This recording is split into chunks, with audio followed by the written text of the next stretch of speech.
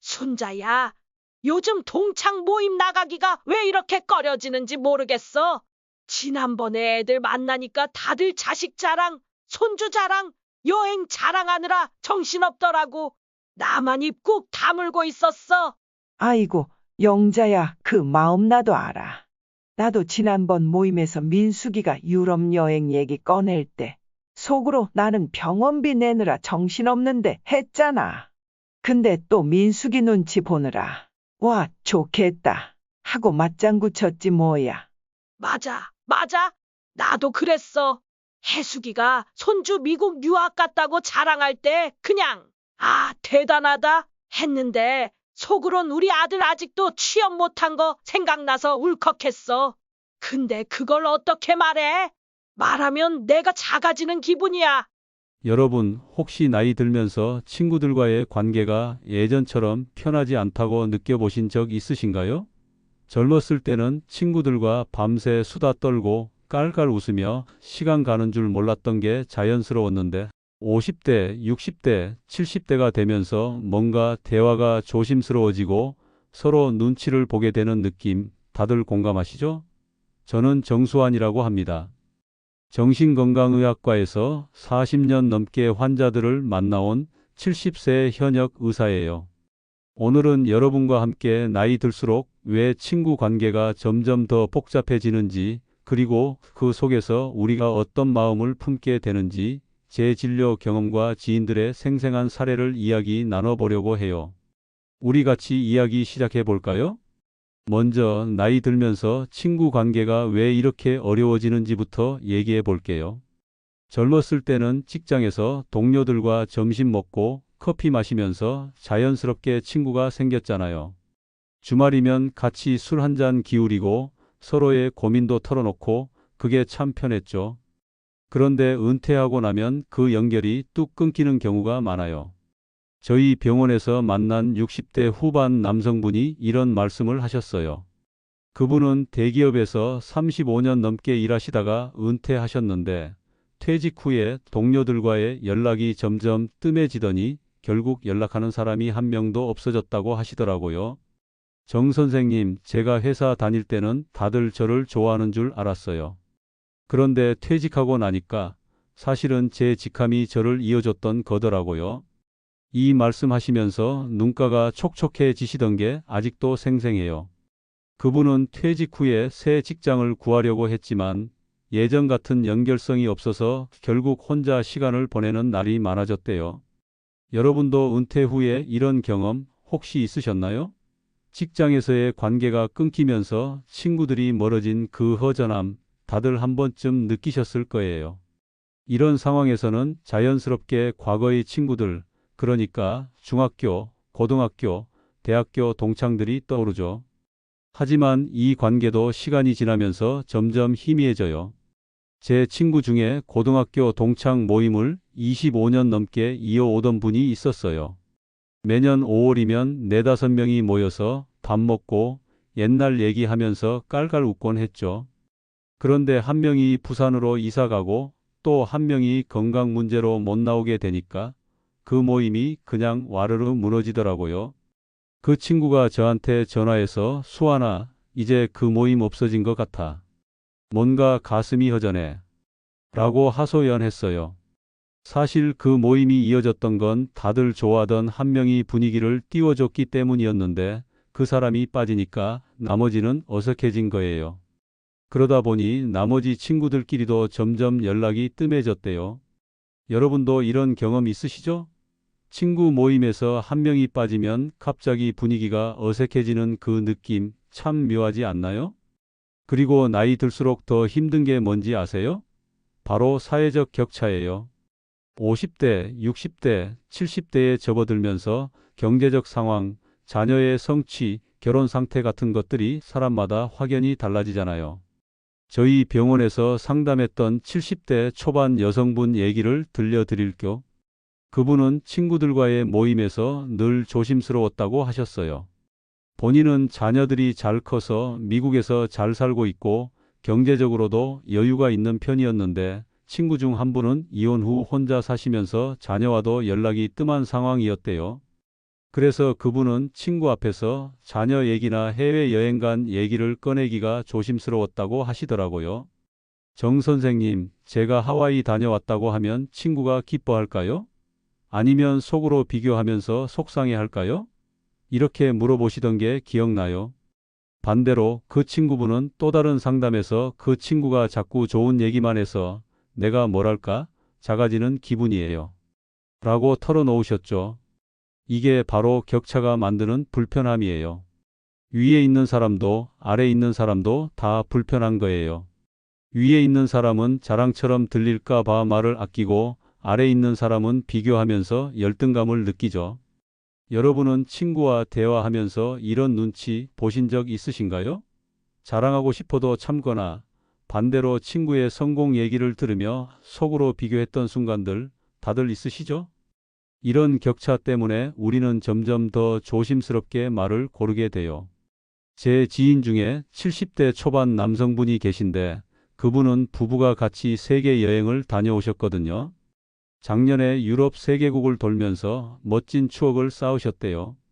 그런데 동네 친구들 모임에서 그 얘기를 꺼냈다가 분위기가 싸해진 적이 있대요. 한 친구가 야, 너는 좋겠다. 나는 병원비 때문에 허리띠 졸라매고 사는데 라고 툭 내뱉으셨다고 해요. 그 뒤로 그분은 친구들 앞에서 여행 얘기, 자녀 얘기, 심지어 부부 얘기까지 조심하게 됐다고 하시더라고요. 내가 자랑하려고 한 건 아닌데 자꾸 눈치를 보게 돼. 그냥 평범한 얘기만 하다 보니 대화가 재미없어. 이렇게 말씀하시더라고요. 저는 그분께 그렇게 눈치 보는 것도 결국 친구를 배려하는 마음 아니겠어요? 라고 위로 드렸지만 그분은 배려도 계속하다 보면 피곤해요. 라고 하시더라고요. 여러분도 이런 상황에서 말 한마디 잘못했다가 친구와 어색해진 적 있으시죠? 그게 나이 들수록 친구 관계를 어렵게 만드는 큰 이유 중 하나예요. 그렇다고 새로운 친구를 사귀는 게 쉬운 것도 아니에요. 50대, 60대, 70대에 새 친구를 만들려면 취미 모임이나 동네 모임에 나가야 하는데 그게 말처럼 쉽지가 않죠. 저희 병원에서 만난 60대 후반 남성분은 골프 모임에 나가서 새 친구를 사귀어 보려 했는데 막상 가보니 다들 자기들끼리 친한 그룹이 따로 있더래요. 정 선생님, 내가 끼어들 틈이 없어요. 그냥 구경만 하다 오는 기분이에요. 차라리 집에서 TV 보는 게 낫지. 라고 하시더라고요. 그분은 결국 그 모임에 2~3번 나가다 말았대요. 반대로 친구 관계가 별로 안 중요하다고 느끼시는 분들도 계세요. 제 동료 의사 중 한 분은 70대인데 젊었을 때부터 친구보다는 가족이나 일에 더 집중하셨던 분이에요. 그분이 그러시더라고요. 수아나, 내가 친구가 줄어들면서 오히려 마음이 편해졌어. 예전엔 모임 나가면 눈치 보고 시간 맞추고 그게 스트레스였는데 이제는 혼자 책 읽거나 산책하는 게 더 좋아. 그분은 매일 아침 동네 공원에서 산책하면서 새소리 듣는 걸 제일 좋아하신대요. 여러분은 어때요? 친구가 줄어들면서 불안하신 분도 계실 테고 오히려 홀가분하신 분도 계실 거예요. 어떤 쪽이시든 나이 들면서 친구 관계가 변하는 건 우리 모두의 이야기잖아요. 여러분은 요즘 친구들과의 관계에서 어떤 변화를 느끼고 계신가요?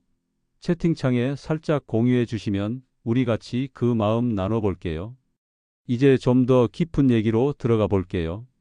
우울증이 친구 관계에 어떤 영향을 미치는지 이건 정말 중요한 주제예요.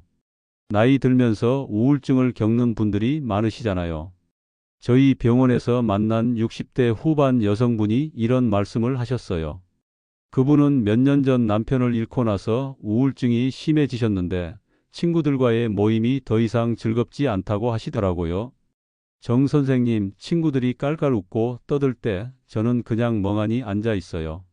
세상에 뭐가 저렇게 재밌나 싶고 내가 끼어들 수가 없어요. 우울증에 걸리면 재미를 느끼는 능력이 떨어지거든요.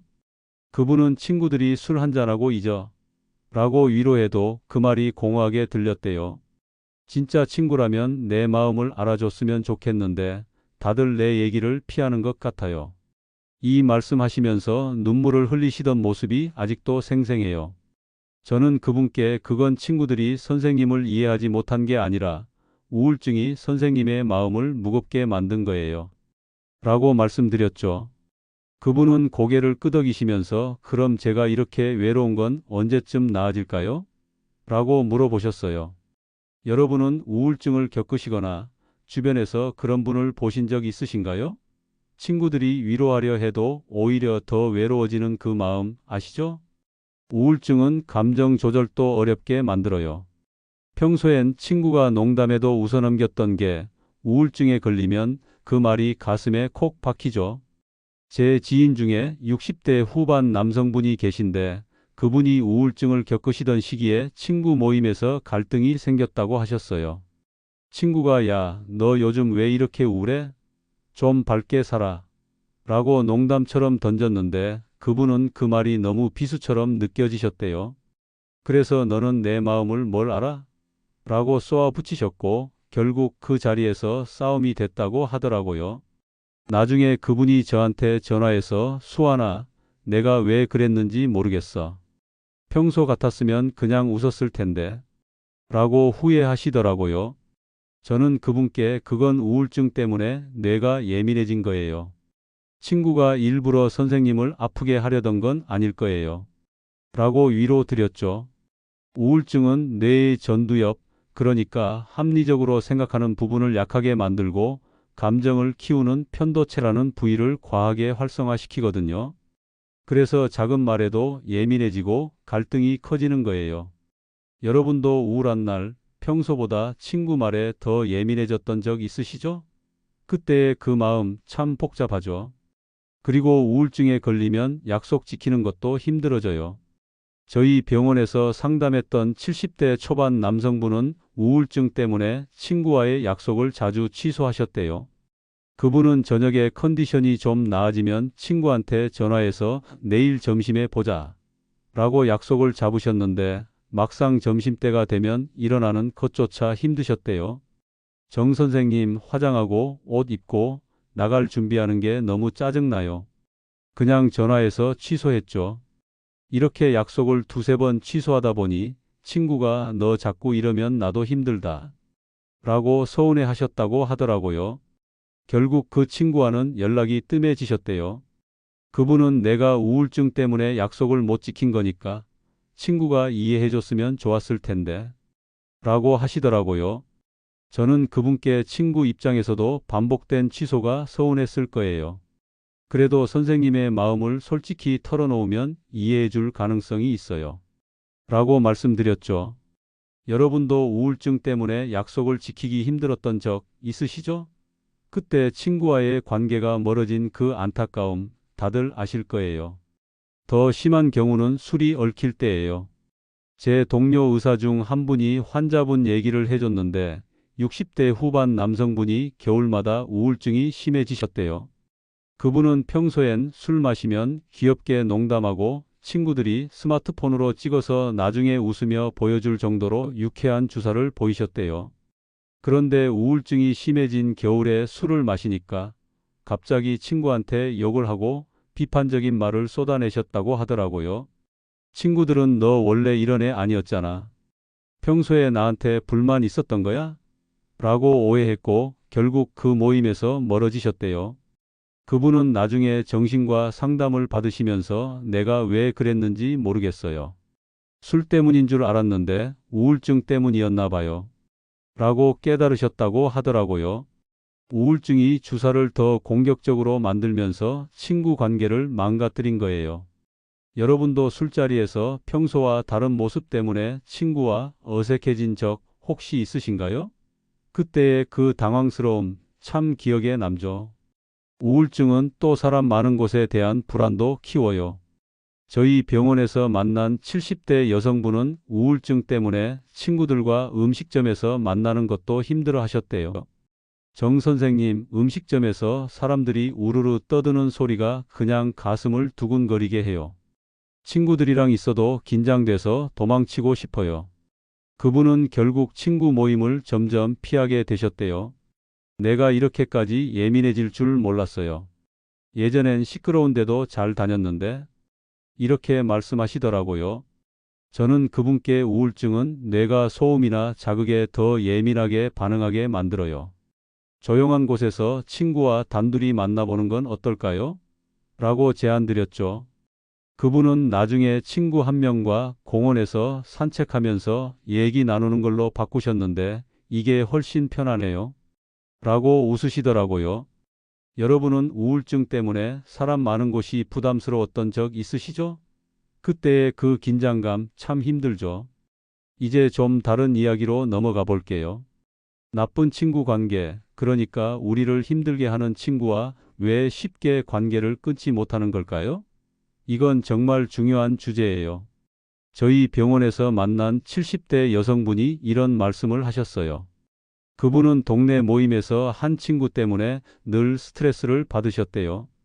그 친구는 화를 잘 내는 성격이라 모임에서 조금만 의견이 다르면 목소리를 높이시곤 했대요. 그래서 그분은 그 친구 눈치를 보면서 말을 아꼈는데 그래도 모임에 계속 나가셨어요. 왜 그러셨어요? 라고 물어보니까 그 친구가 화내면 무섭거든요. 안 나가면 나중에 뭐라고 할까봐 걱정돼요. 라고 하시더라고요. 이게 바로 두려움 때문에 나쁜 관계를 이어가는 거예요. 그분은 결국 그 모임에서 조금씩 거리를 두셨는데 마음이 훨씬 편해졌어요. 근데 처음엔 무서웠어요. 라고 하시더라고요. 여러분도 이런 친구 한 명쯤 떠오르시죠? 눈치 보게 만드는 친구 다들 한 번쯤 만나보셨을 거예요. 또 다른 이유는 자기 동일시라는 마음 때문이에요. 제 지인 중에 70대 초반 남성분이 계신데 그분은 젊었을 때부터 성공한 친구들과 어울리는 걸 좋아하셨어요.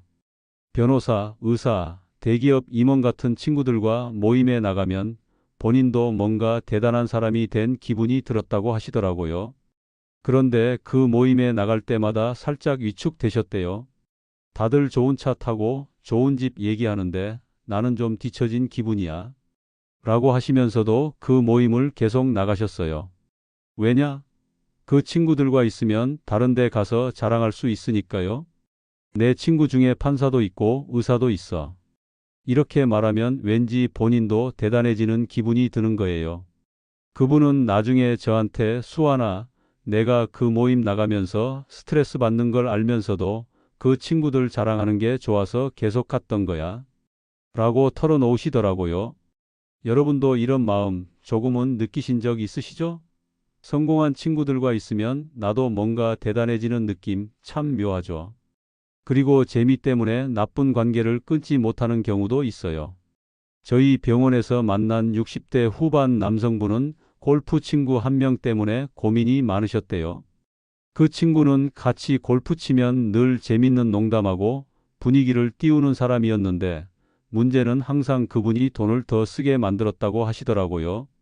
정 선생님, 내가 밥값 내고 술값 내고 심지어 골프장 예약비까지 내가 내는데 그 친구는 그냥 웃으면서 넘어가요. 그래도 그분은 그 친구를 계속 만났어요. 왜냐? 그 친구랑 있으면 짜릿하고 다른 친구들보다 훨씬 재밌었기 때문이에요. 다른 친구들이랑 골프 치면 그냥 심심해요. 그 친구랑 치면 웃고 떠들고 하루가 금방 가요. 이게 재미의 힘인 거예요. 그분은 나중에 그 친구와 덜 만나면서 조금 심심해도 마음이 편하다. 라고 하시더라고요. 여러분도 이렇게 재밌는 친구 때문에 불편함을 참고 만난 적 있으시죠? 그 재미의 유혹 참 강하죠. 마지막으로 외로움이 우리를 나쁜 관계에 묶이게 해요. 제 지인 중에 70대 여성분이 계신데 그분은 새벽 2시에 너무 외로워서 전화 돌리시는 버릇이 있으셨어요. 그러면 꼭 한 명이 나와주셨대요. 그런데 그 친구는 돈을 자꾸 빌리고 심지어 그분 뒷담화를 한다는 소문이 돌았어요. 그래도 그분은 그 친구를 끊지 못하셨죠. 수환 선생님, 새벽에 외로워서 죽을 것 같을 때 그 친구라도 나와주면 얼마나 고마운지 몰라. 이렇게 말씀하시더라고요. 저는 그분께 그 친구가 선생님의 외로움을 채워주는 건 고맙지만 다른 방법으로 외로움을 달래보는 건 어떨까요? 라고 제안드렸죠. 그분은 나중에 동네 도서관에서 책 읽기 모임에 나가시면서 이제 새벽에 전화 안 돌려도 괜찮아요. 라고 웃으시더라고요. 여러분은 외로울 때 전화 걸어본 친구 떠오르시는 분 있으신가요? 그때의 그 마음 참 간절하죠.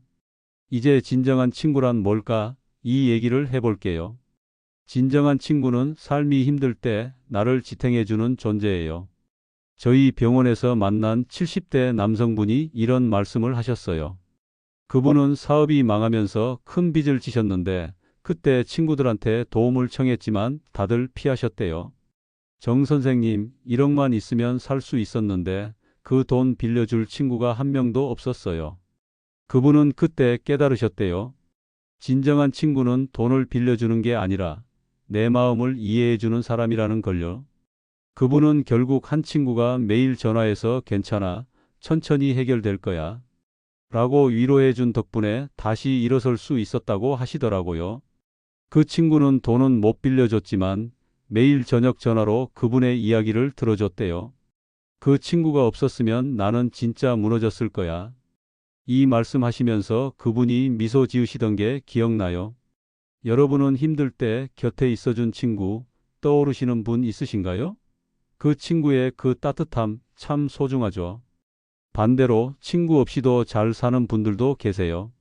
제 동료 의사 중 한 분은 70대인데 평생 친구보다는 일과 가족에 집중하셨던 분이에요. 그분은 수아나, 나는 친구 없이도 충분히 행복해. 혼자 산책하고 책 읽는 게 좋아. 라고 하시더라고요. 그분은 매일 아침 동네 공원에서 새소리 들으면서 산책하는 걸 제일 좋아하신대요. 그런데 그분도 힘들 때가 오니까 누가 내 얘기를 들어줬으면 좋겠다. 라는 생각을 하셨대요. 그래서 결국 늦게 결혼을 하셨죠. 내가 친구 없이 잘 살았던 건 사실은 가족이 내 친구였던 거야. 이렇게 말씀하시더라고요. 진정한 친구는 꼭 친구일 필요는 없어요. 우리를 이해하고 믿어주는 누군가면 되는 거예요. 여러분에게 그런 존재 있으신가요? 채팅창에 살짝 공유해 주시면 우리 같이 그 따뜻한 마음 나눠 볼게요. 마지막으로 질투심 많은 친구와 열등감에 대해 이야기해 볼게요. 질투심 많은 친구는 우리를 피곤하게 만들죠. 저희 병원에서 만난 60대 후반 여성분은 친구 한 명 때문에 고민이 많으셨대요. 그분이 새 집을 샀다고 하니까 그 친구가 그 집이 그렇게 좋냐? 부모님이 도와준 거 아니야? 라고 꼬치꼬치 캐묻고 깎아내리셨대요. 그분은 정 선생님, 내가 자랑하려고 한 것도 아닌데 왜 저를 그렇게 몰아세우는지 모르겠어요. 라고 하시더라고요. 저는 그분께 그건 친구의 질투심 때문일 가능성이 커요. 질투는 부러움과 달라요. 부러움은 그냥 좋겠다. 로 끝나지만 질투는 상대방을 깎아내리고 싶어 하죠. 라고 말씀드렸죠. 그분은 결국 그 친구와 거리를 두셨는데 마음이 훨씬 편해졌어요. 라고 하시더라고요. 여러분도 질투심 많은 친구 한 명쯤 만나보셨죠? 그때의 그 피곤함 참 기억에 남죠. 질투심 많은 친구와는 가능하면 거리를 두는 게 좋아요. 하지만 그게 쉽지 않죠. 제 지인 중에 70대 남성분은 질투심 많은 친구를 계속 만났어요. 왜냐? 그 친구 앞에서 자랑하면 기분이 좋았기 때문이에요. 내가 새 차 샀다고 하면 그 친구가 질투하면서도 귀엽게 투덜대거든. 근데 나중에 알고 보니 그 친구가 뒤에서 제가 차 샀다고 자랑질이야. 라고 뒷담화를 했대요. 결국 그분은 그 친구와 거리를 뒀어요. 수아나, 질투하는 친구는 내 성공을 진심으로 기뻐해 줄 수가 없더라. 이렇게 말씀하시더라고요. 저는 그분께 자랑하고 싶은 마음은 자연스러운 거예요. 근데 그걸 받아줄 다른 친구를 찾아보는 건 어떨까요? 라고 제안드렸죠. 그분은 나중에 동네 등산 모임에서 새 친구를 사귀셨는데 이제 자랑해도 편하게 웃어주는 친구들이 생겼어. 라고 하시더라고요. 여러분은 질투심 많은 친구와 어떻게 지내고 계신가요? 그 관계 어떻게 풀어가고 계신지 궁금하네요. 열등감도 비슷한 맥락이에요. 우리는 누군가를 보면서 왜 저는 저렇게 못할까? 라는 생각을 하죠. 저희 병원에서 만난 70대 여성분은 친구가 새 차를 샀다고 하니까 본인은 중고차 타는 게 부끄럽게 느껴지셨대요. 정 선생님, 내가 왜 이렇게 비교하면서 사는지 모르겠어요. 라고 하시더라고요. 저는 그분께 열등감은 자연스러운 감정이에요. 그걸 없애려 하기보다는 원인을 해결하는 게 좋아요. 라고 말씀드렸죠. 그분은 결국 중고차라도 새로 사셨는데 이제 친구 차 보면 덜 부러워요. 나도 내 차가 있으니까. 라고 웃으시더라고요. 열등감은 뿌리부터 해결해야 줄어드는 경우가 많아요. 예를 들어 외모 때문에 열등감을 느끼는 분들이 계시죠. 저희 병원에서 만난 60대 후반 여성분은 젊었을 때부터 눈이 작다는 콤플렉스가 있으셨대요. 그래서 성형 수술을 고민하시다가 결국 눈매 교정 수술을 하셨는데, 정 선생님, 이제 거울 보면 내가 예뻐 보여요. 친구들이랑 사진 찍을 때도 당당해졌어요. 라고 하시더라고요. 물론 우울증이 있을 때는 성형 수술도 조심해야 해요. 우울증 때문에 얼굴이 못생겨 보인다고 느끼는 거라면 수술에도 만족하지 못할 가능성이 크거든요. 여러분도 열등감 때문에 속상했던 적 있으시죠? 그걸 어떻게 풀어나가셨나요? 열등감을 딛고 성장한다는 말 많이들 하시죠? 근데 저는 그 말이 좀 과장됐다고 생각해요. 열등감을 극복해서 성공했다는 이야기는 대부분 본인이 스스로를 멋지게 포장한 경우가 많아요.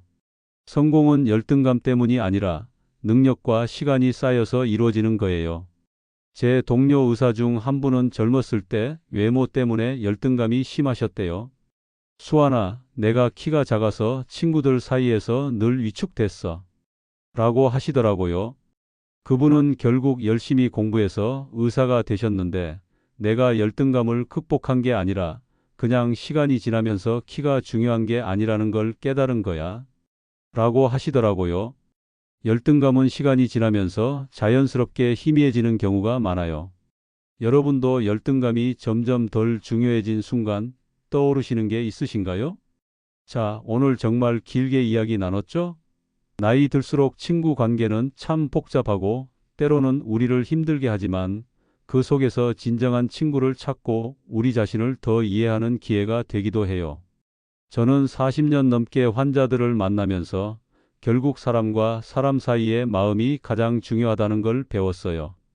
여러분도 오늘 이 이야기 들으시면서 떠오른 친구, 떠오른 순간들 있으시면 댓글에 살짝 공유해 주세요. 우리 같이 그 마음 나눠봐요. 저 정수환은 다음에도 또 이런 따뜻한 이야기로 찾아올게요. 여러분, 오늘 긴 시간 함께 해주셔서 정말 감사합니다. 오늘도 건강하고 행복하세요.